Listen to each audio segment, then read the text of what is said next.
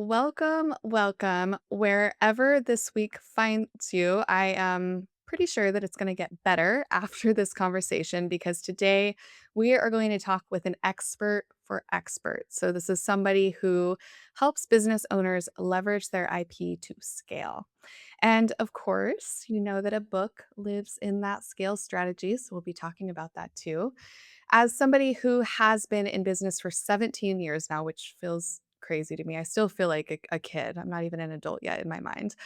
With many different iterations hourly freelancer, project based freelancer, value based solopreneur, and now an entrepreneur with a small team.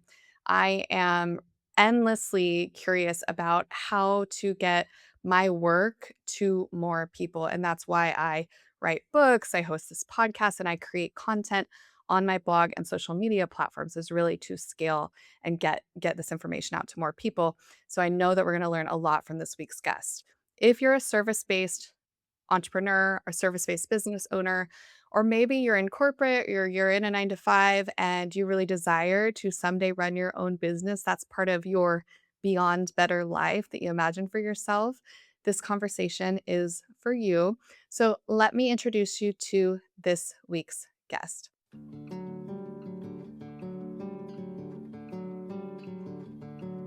Welcome to Beyond Better, a podcast that explores a simple but profound idea. We all deserve to live lives we love, and that includes our work lives too.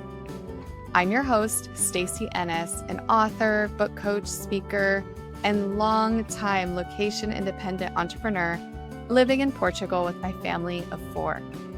Join me as I talk business, location independence, writing, publishing, and so much more, all focused on building a life that is beyond better.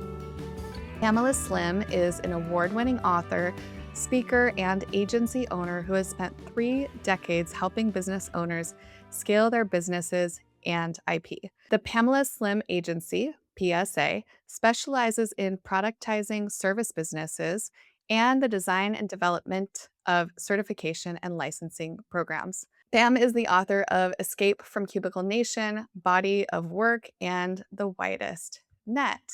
Welcome, Pam. I'm so excited to have you here. I'm so happy to be here. Thanks for having me.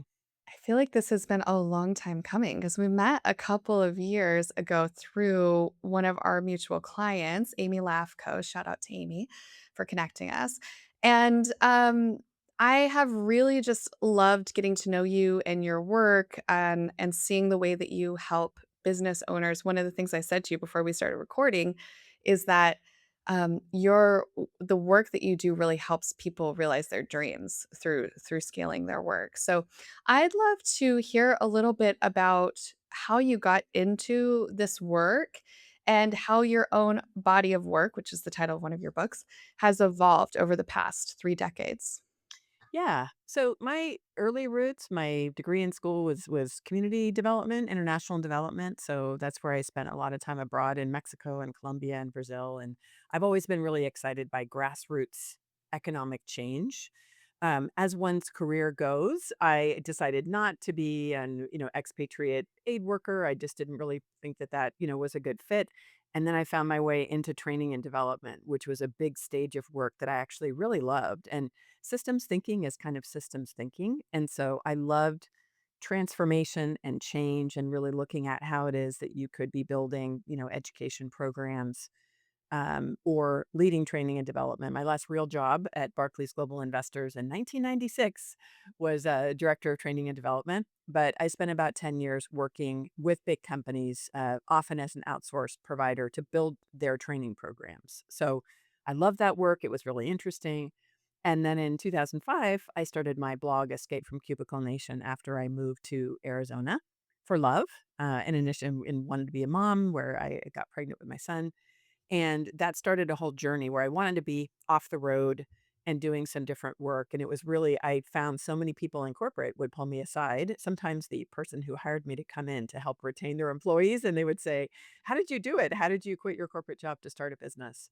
So that just became 20 years of starting in real early stage startup work where I did lots and lots of work with people early in the stage. of leaving corporate to start a business. As you said, that was my first book with Penguin Random House. And then as time went on, I became more interested in just getting a little bit down the maturity line of businesses. So, for folks who had been in business for a longer time and really looking at what is that quality that is so important in a successful service business. My jam has always been service, the business of ideas and methods and models. So my second book, Body of Work, was really about like what is that work that you're building? And then as the world turns and sometimes comes back, I realize once people know exactly what they're building, they want to know how to bring it out and scale. And so that's where a lot of my early community building systems thinking came from a way to think about really sharing your work in an integrated partnership way. I look at us as one example, right? We're in different parts of the world, but we often work with the same clients, just in highly complementary and non competitive ways. And so with that, I just realized as people were really wanting to bring work out and scale, all the work that I had done before about building programs that you can be selling to big companies and knowing about the structure of things like certifications began to come together. And so I feel like I have the greatest job in the world, probably like you feel, like going from a twinkle in the eye if somebody has an idea for a book or somebody has an aspiration to be sharing their idea and being able to actually walk through a process of codifying it. I think my favorite part is really like bringing great ideas into the world, things that heal, things that make positive change, things that reduce harm. And so, yeah, that's kind of where the journey has taken me. And it just continues to evolve and grow now that my kids are out of the house and in college. I just want to do more things in different parts of the world that goes to the quality of life. Mm. That's such a cool background, and it makes me think a little bit about my own background. I was a teacher early in my career, and I didn't teach for too long, but the amount of time that I taught gave me such I think it gave me such a unique skill set coming into entrepreneurship because I learned how to develop curriculum, I learned how to keep, like, 15-year-olds engaged, which if you can do that, you're, like, good in pretty much any any circumstance. Um, and so I know, what you do and with your background, that's such a skill that if you don't have the opportunity to develop that professionally or, through your education, having somebody like you is so important. I think the other thing that you have a really unique lens on that is really, really, really hard for solopreneurs, entrepreneurs, service-based business owners to see is how their person to person work, like I'm working one to one with a client or even one to many, like I'm running a program with humans in it that I'm talking to regularly. How do I then turn that into something I can bring to companies? And I'd be curious to know when you're approaching working with somebody, that is like established, they've been in business for a long time. Somebody like me would be a good example. I've been in business for 17 years. Pretty much all of my work is direct to authors. How do you work with people like me or in an aligned space? Maybe there's a story you could share with us to help them develop something this whole new way of thinking actually, because it is quite hard to step out of your, "This is my expertise, this is how I work, this is my service," and start thinking that B2B, business to business. Yeah. So it is it is a choice. I always like to, open in the space that sometimes in the world of entrepreneurship, there is this idea that you're only a true entrepreneur if you have this highly scaled business, right? Or if you're totally outside of the work. And so to me, in the bigger picture, still after 30 years, I still love and adore to do very hands-on work with clients. And there's nothing wrong with that. So I just always like to start the frame that way because there can be a lot of thoughts about that you have to go this direction. If you choose to look at your business and you get excited over time to think about it as uh, what we call a productized service, so that it really is codifying your methods, the way that you work with clients. There's probably a specific point of view that you have. There's a process you might go through. In your case, is that true? Like, as somebody comes, to you with a book idea, there's probably, Yes, a number of absolutely. phases that you go through. There's questions you ask, there's models that you share.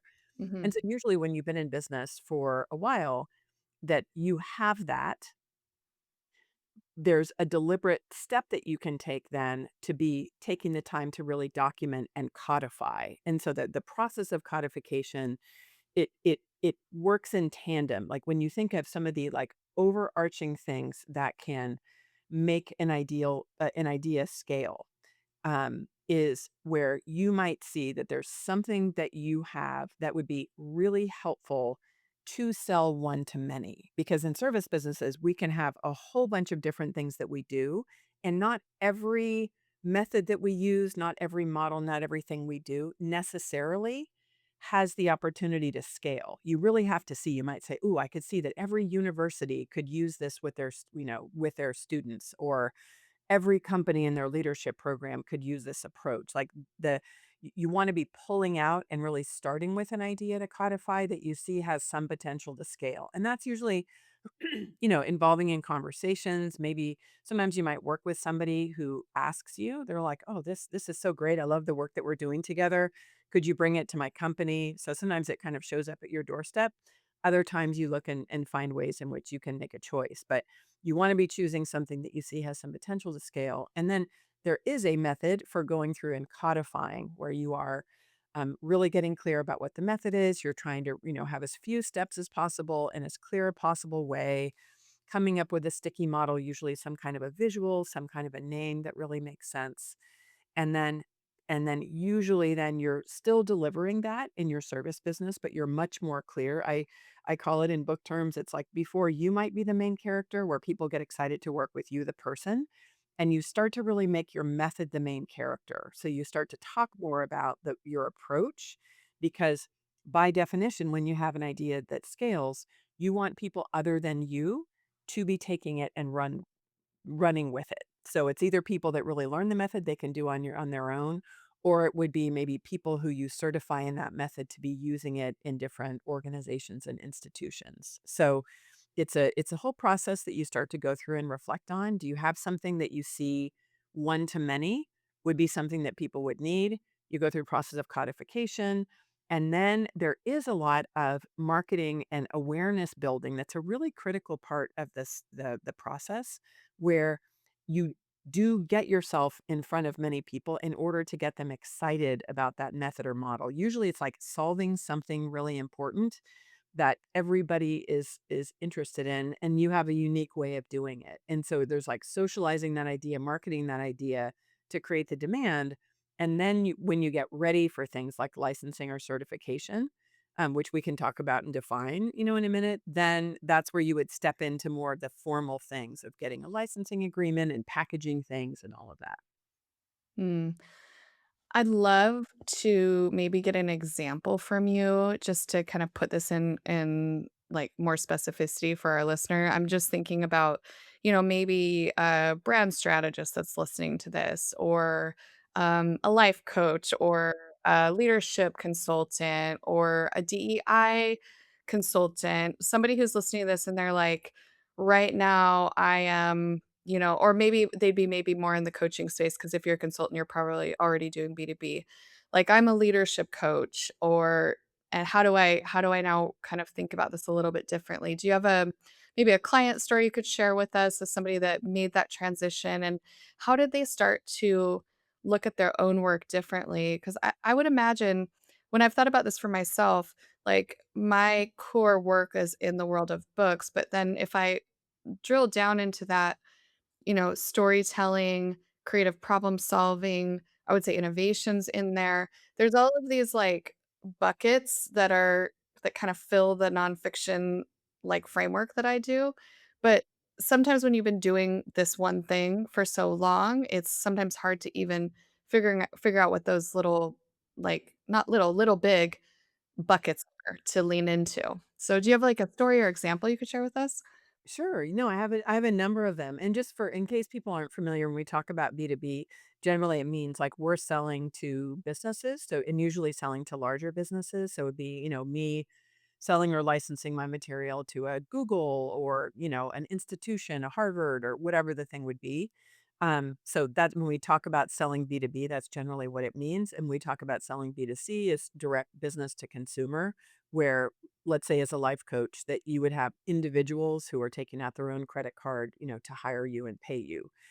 And then there can be sometimes, the B to small b, like where you're selling maybe to smaller organizations or, associations or things like that. So licensing, certification, scaling can work in all of those environments. So it's not only when you're selling or you're scaling to large institutions. If we look at a couple examples, there's one of my clients, Vince Molinaro, who does a lot of work around leadership accountability, leadership contract. And he is somebody who has, deep expertise and books around leadership and specifically how to drive accountability through organizations. And so usually you see in that business where he has a book that is on a specific topic. He has training around that. So he can come in and do, just workshops or training interventions or, executive coaching with senior leaders. And then where people think about like licensing or certification as like installing that methodology into their business, that's where you begin to have certification or licensing, where an institution might say, we really love this. We love the way that you talk about, driving accountability in an organization, and we want to install this system inside the work that we're doing. So that is one example where, he already had businesses, who were the customer, but you can kind of see where the life cycle is there.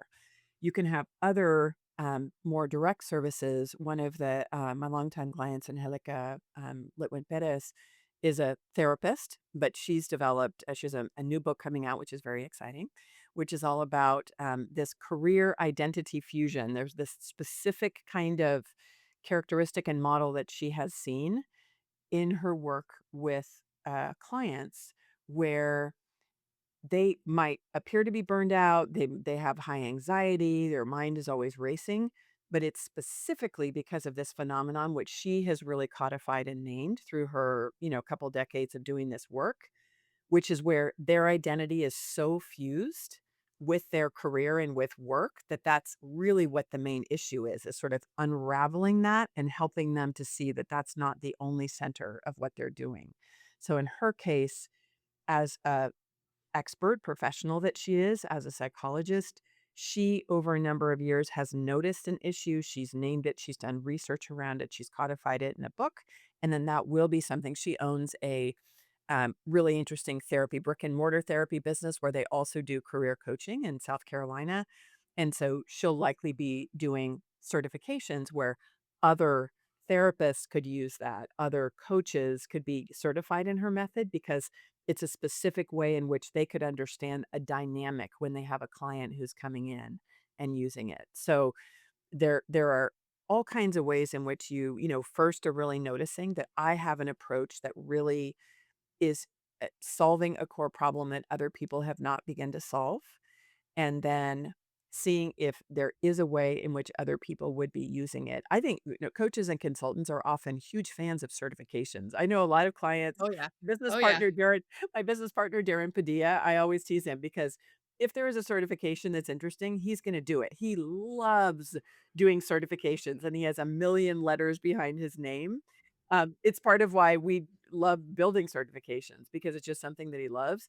Coaches, consultants often love to be adding things to their toolbox. So especially for that, that could be an example in some ways of like a B to small b, where it's not necessarily like an individual that just wants some help with their life gets, life coaching advice, but it's more that you have, somebody who is really interested in using a tool in their professional practice, and maybe it's more like a solo practice, can benefit from it. So that could be an assessment that you have, it could be a specific tool, it could be an approach, an addendum to help you do your work. There's a lot of different ways that you could see that happening.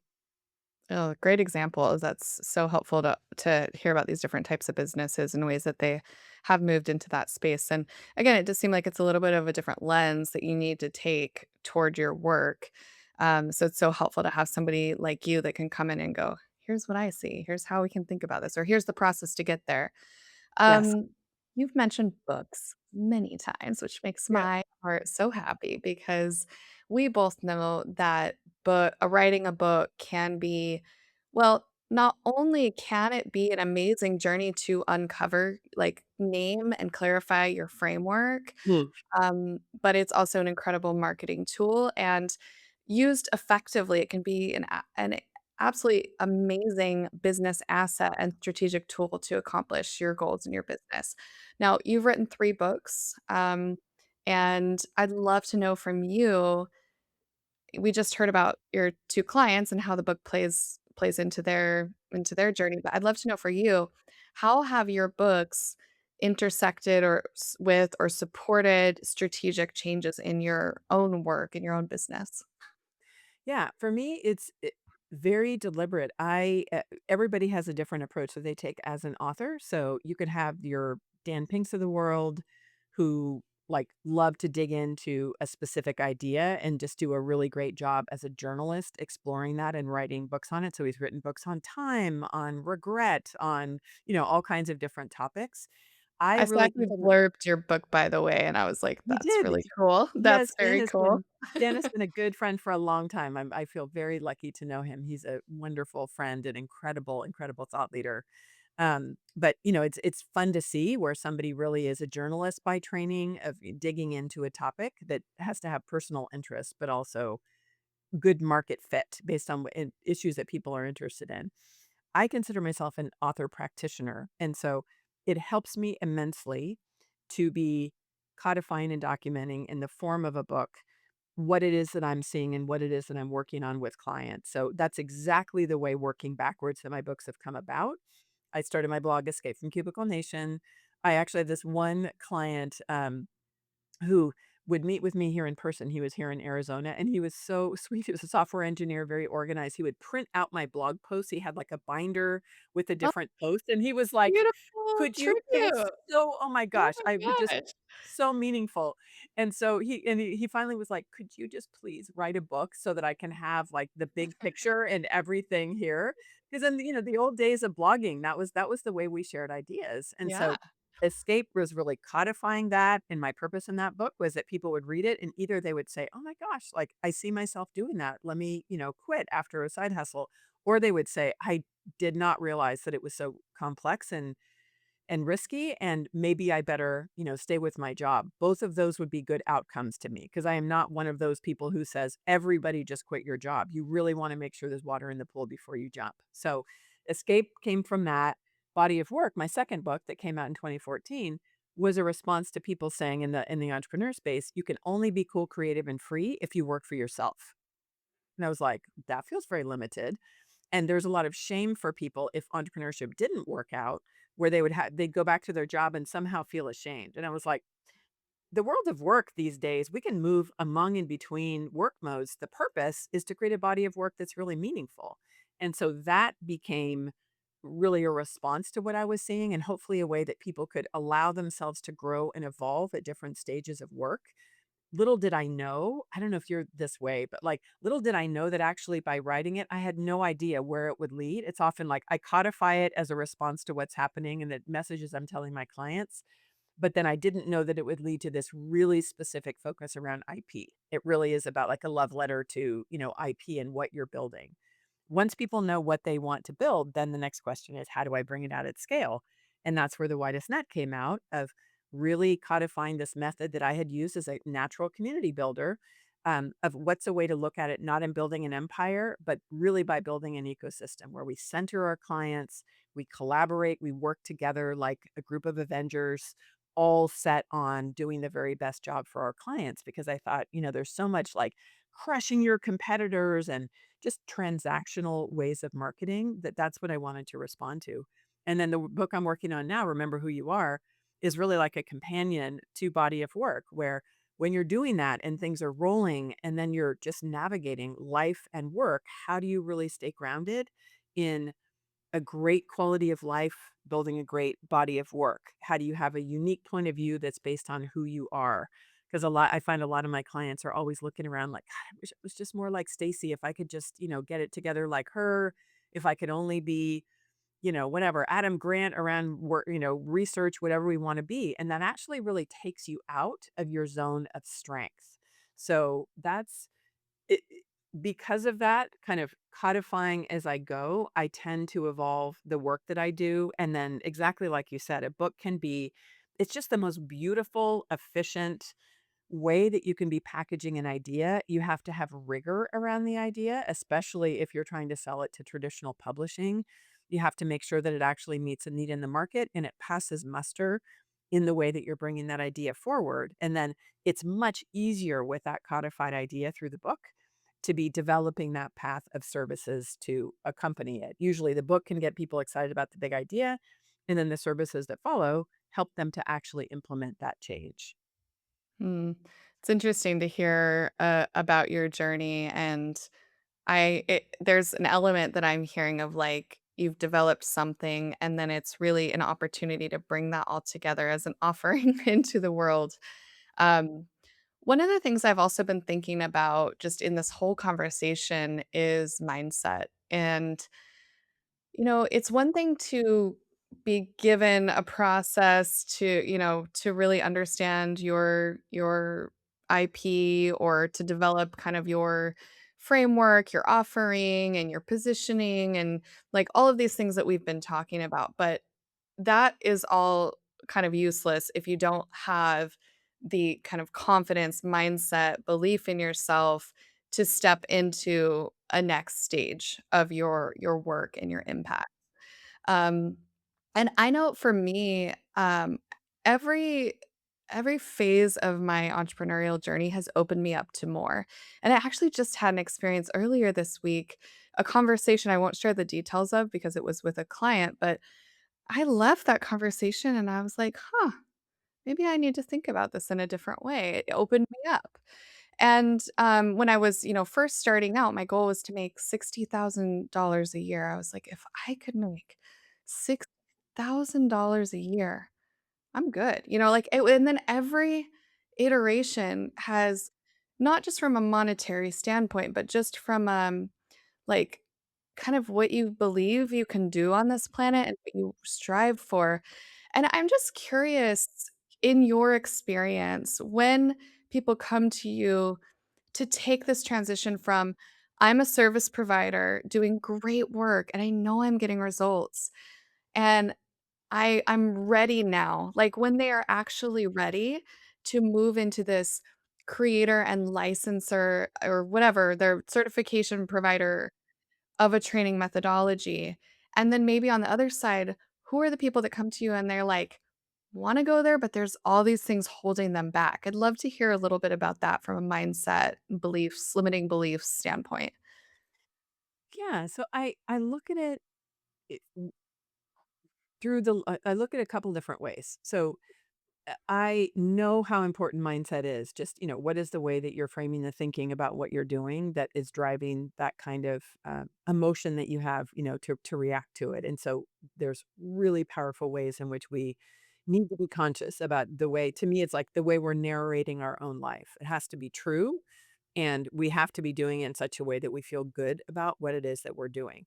It never removes fear or doubt or anxiety from the process because that is always there for anybody I have ever worked with and in my own experience, whether it be in work or in sport. I did martial arts for 18 years. It was Oh, like that's any cool. kind of, yeah. Side And note yeah, side I note, I'm know, a but martial it's like artist. for That's people amazing. I know, but there are people listening, where they're play tennis forever. Pickleball these days in the US at least is a big phenomenon. Or, you were a runner or something.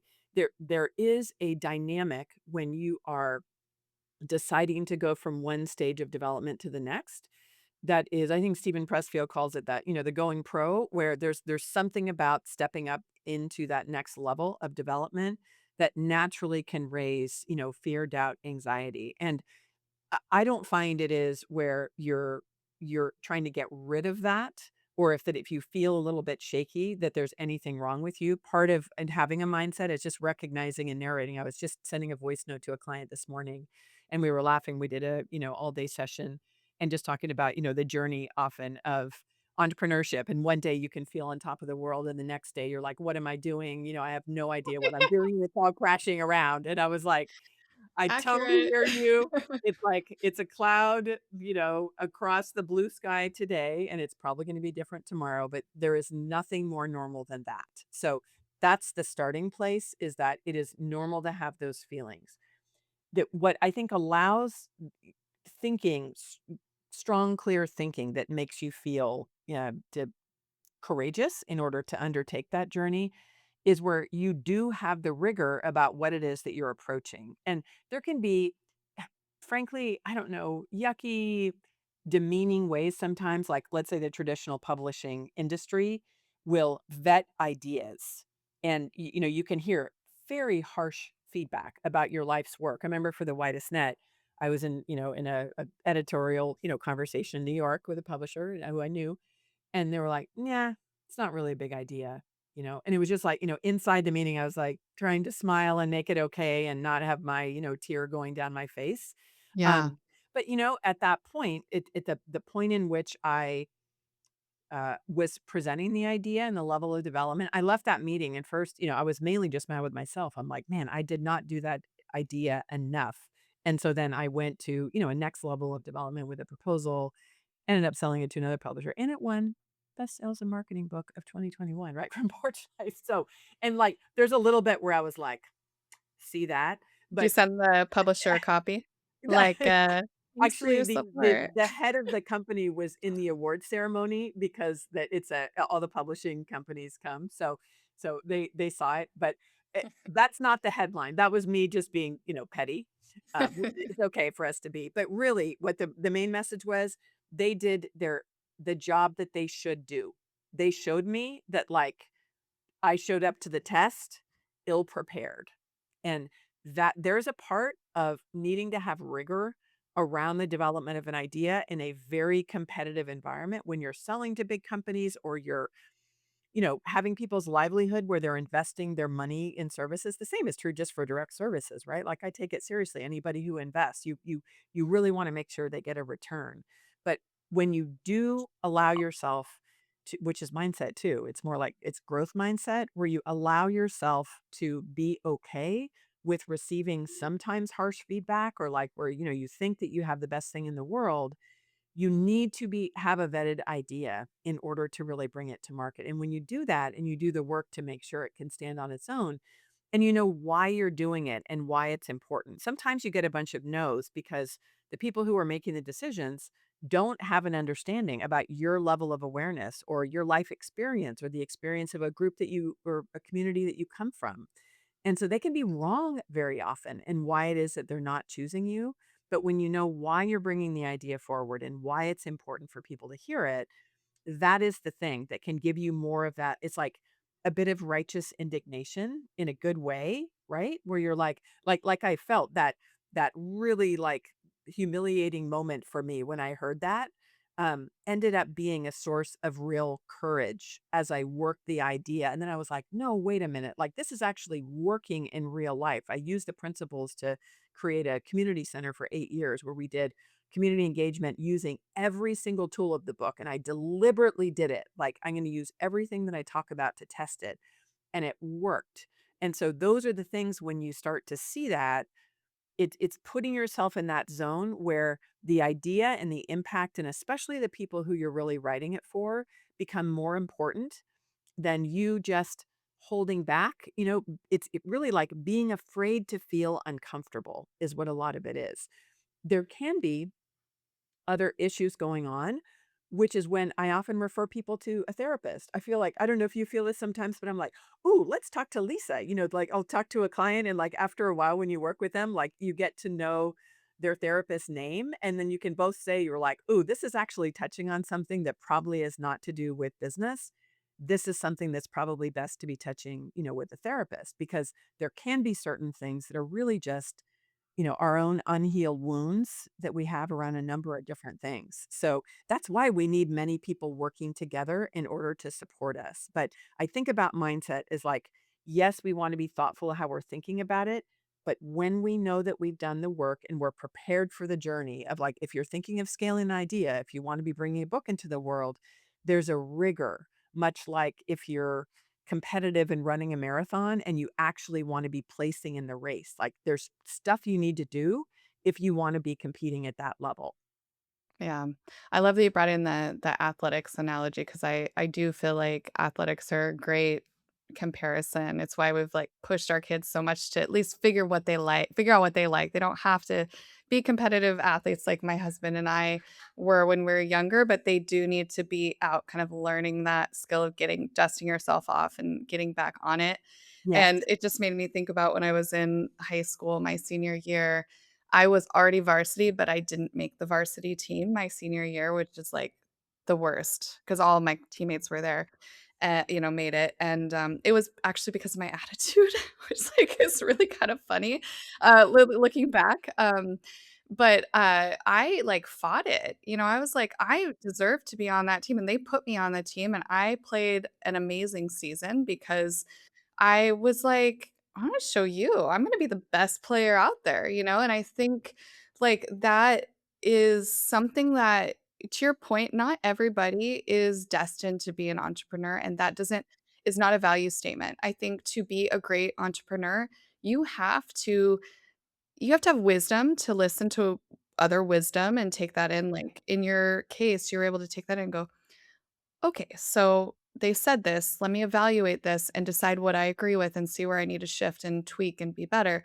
But I also think you have to kind of be like, have a, I don't know, like kind of chip off. You have like a chip on your shoulder sometimes. You're like, I'm going to prove myself. I'm going to go do it.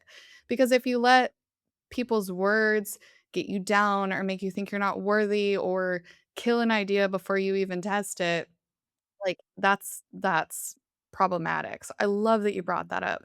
I was also thinking, just in relation to the whole point of this podcast, of course, we talk about books and publishing, that's the world that I live in, so it's been so fun talking about that today, but Beyond Better is really about not just living, like, a better life than your parents or, like, a little bit better than the society you're raised in, the culture you're raised in, but really defining your own life for yourself and living a life that is, like, beyond. It's like you design it, you create it, you live into it. And at the top, we talked I mean, when I introduced you, I said, part of what you do is help people, like, live into their dreams through scaling, and I'd love to hear a little bit about that, and if you have any examples that you could share too, those are really helpful for us to, kind of wrap our heads around how sometimes making shifts in your business can open you up to a life that's just amazing. Yeah. I'm there've been so many different different scenarios at different times. So it's like there's a whole series of things of just deciding to be an entrepreneur. And for a lot of people, maybe they've been in corporate for a long time and they, really are thinking about it. And then when they finally make the move, they can sense how exciting it is. I have somebody who at the Escape from Cubicle Nation book tour, I did a London stop and I had a group there. So that was probably in like 2009 when the book came out. And so there was somebody who was in my workshop then who part of that exercise is we did an ideal life exercise. So imagine yourself, walking through like your ideal day and, how would you wake up? Where are you? What are you doing? And so we did that visualization. That was 2009. What are we in 2026? I Yeah. just saw her. She came into town, and we've been friends for a long time, and I worked with her on and off through the years. She's done a whole number of different things that were iterative. So definitely, she's worked for herself and done different iterative pieces. But now she's landed in a business that she feels is like the business that she is meant to live. And Beautiful. we were having brunch just a couple months ago, and she was like, what I realized the other day is I remembered that ideal day exercise that I did in London at the Escape workshop. And she goes, that actually is the life that I have right now. So that was like a number of years in coming. And it wasn't like she was miserable all along. In her case, there were very specific reasons why she chose to, work in different business scenarios. So sometimes it takes a really long time. Other times, it's the one thing about entrepreneurship that I think is so wonderful, and it's why I want to be normalizing not the all or nothing or the like, I want to be an entrepreneur and therefore I need to be reaching a million people, or $1 million.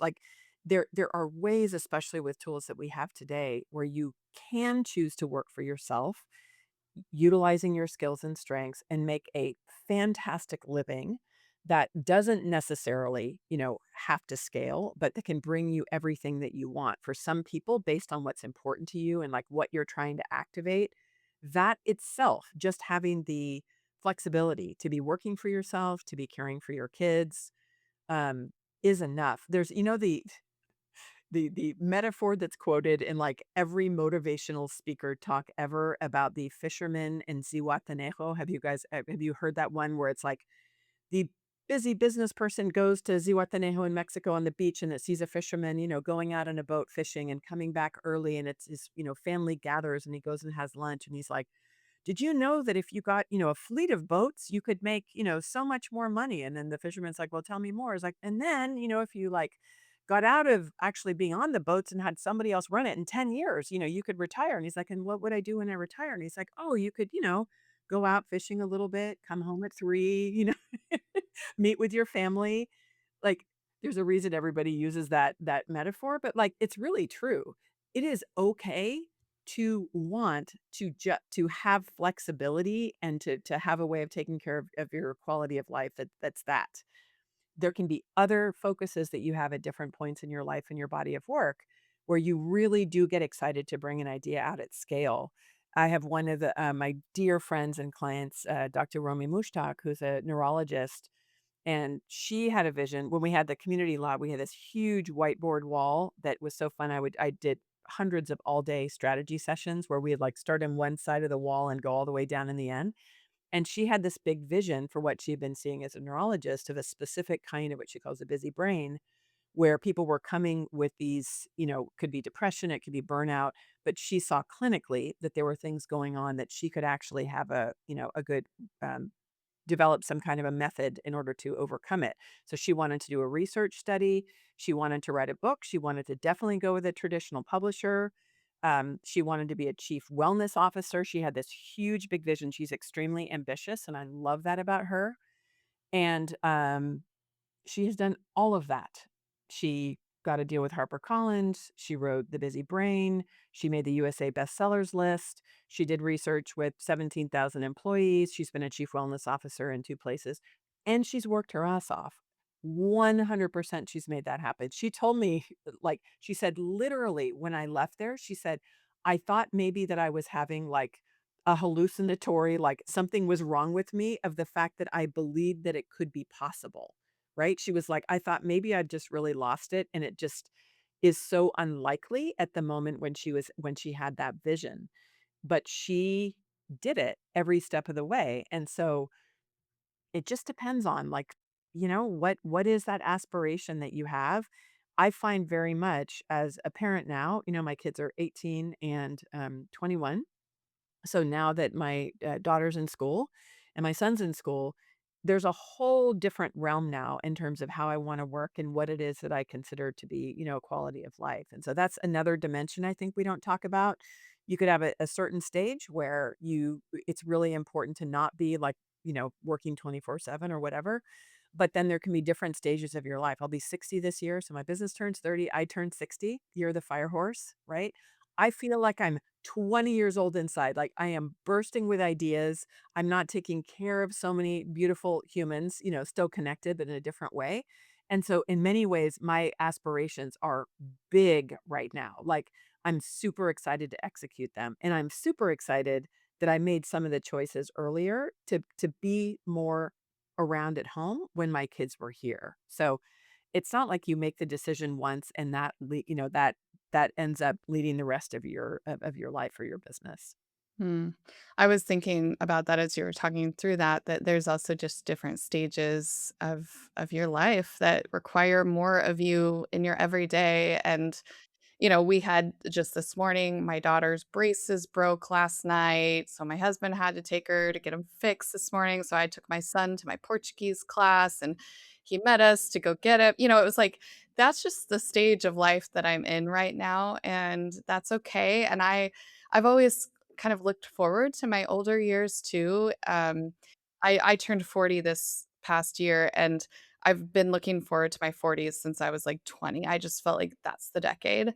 But now that I'm 40, I'm like, wow, I feel so young. Like there's Oh my so gosh. much still to do. And I love hearing you talk about where you're at 60. And I really believe that like when you're doing something that lights you up, it just continues to light you up. It's not like you want to leave it. You want to keep you don't want to leave it. You want to keep in it. So I love that. It was very beautiful, inspiring. Let me ask you the question that I ask all of our guests just to kind of tie a bow on our conversation. And since we've been talking about books, it's a perfect question for you.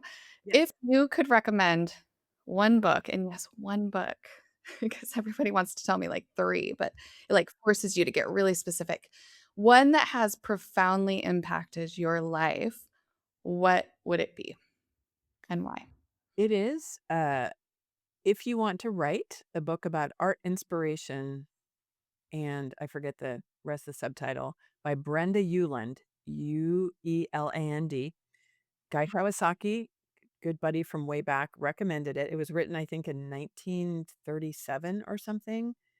It's a book about art, independence, and spirit is the subtitle. So if you want to write, and it is an absolutely spectacular book. She was a writing teacher way ahead of her time, and it's just a beautiful book about writing. So I'm imagining most of your audience, right, are interested in writing as you and I are.